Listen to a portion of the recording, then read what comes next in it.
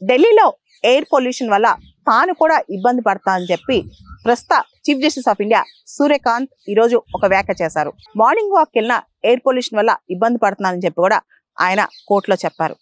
Actually ఎవరైతే lawyers ఉంటారో వాళ్ళందరూ కూడా చాలా మంది వర్చువల్ మోడ్ లో సుప్రీంకోర్టులో కేసు హియరింగ్ జరపొచ్చు కదా.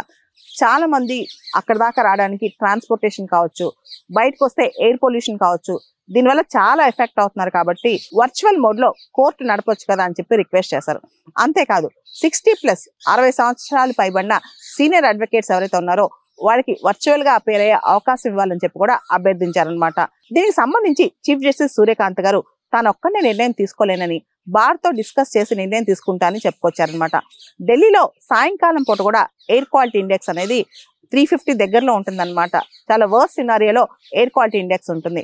ఢిల్లీలో ఎర్లీ మార్నింగ్స్ అంటే ఉదయాలు కూడా వింటర్ సీజన్ వల్ల పొగ, ఈ మంచుతో విపరీతంగా పొల్యూషన్ మొత్తం అక్కడే లొకేట్ అయిపోయి జనాలు ఇబ్బంది పెడుతుంది కాబట్టి చాలా మంది ఇప్పుడు ఢిల్లీలో మార్నింగ్ వాక్ కానీ ఈవినింగ్ వాక్ కానీ వెళ్ళట్లేదని కూడా అభిప్రాయపడుతున్నారనమాట. మనం చూస్తే ఢిల్లీలో GRAP graded response action plan అవసరాన్ని బట్టి మారుస్తూ వస్తున్నారు. కానీ ప్రతిరోజు వర్చువల్ వర్క్ వల్ల లేదా వర్క్ ఫ్రమ్ హోమ్ వల్ల లేదా ప్రతిరోజు వెహికల్స్ ఆపేయడం వల్ల తాత్కాలికంగా కొంత ఉపశమనం జరగొచ్చాము. కానీ ప్రాక్టికల్ గా చూస్తే ఢిల్లీ ఎయిర్ పొల్యూషన్ కి చాలా మేజర్ స్టెప్స్ తీసుకోవాలి. అది దీర్ఘకాలిక స్టెప్స్ తీసుకోవాలన్నమాట. ఈ రోజు కొన్ని స్టెప్స్ తీసుకోవడం వల్ల లేకపోతే కొన్ని బ్యాన్ చేయడం వల్ల మనకి పెద్దగా ఫలితం ఉండకపోవచ్చు అనమాట. ఢిల్లీ ఎయిర్ పొల్యూషన్ సంబంధించి దీర్ఘకాలిక ప్రణాళిక చాలా అవసరం. దాంతో పాటు చీఫ్ జస్టిస్ ఆఫ్ ఇండియాని డైరెక్ట్ గా చెప్పారు, ఎయిర్ పొల్యూషన్ వల్ల తాను కూడా ఇబ్బంది పడుతున్నానని చెప్పి.